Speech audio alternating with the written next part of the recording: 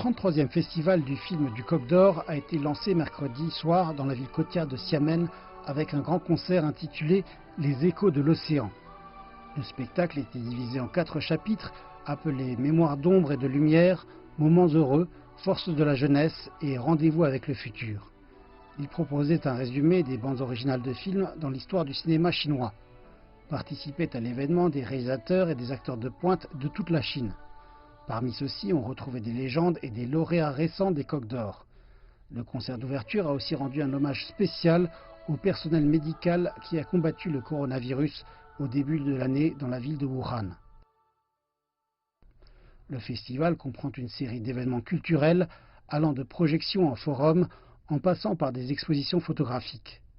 L'un des moments phares est une exposition marquant le 70e anniversaire du magazine Film Populaire, le premier périodique de l'histoire de la République populaire de Chine consacré au 7e art.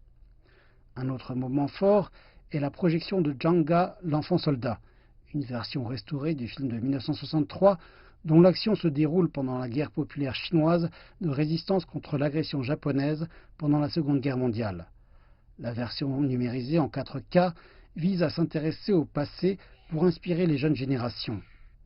Le Festival du Coq d'Or projettera dans les salles de cinéma de Xiamen 25 productions nominées pendant 7 jours. Plus de 10 d'entre elles se focalisent sur les efforts du gouvernement chinois pour éradiquer la pauvreté en 2020. Considéré comme l'honneur le plus prestigieux pour les réalisateurs chinois, le Festival du Coq d'Or faisait auparavant partie du Festival du film du Coq d'Or et des 100 fleurs. Celui-ci était accueilli annuellement par les grandes villes chinoises. Mais à compter de cette année, le Festival des prix du Coq d'Or opère indépendamment et demeurera définitivement à Xiamen.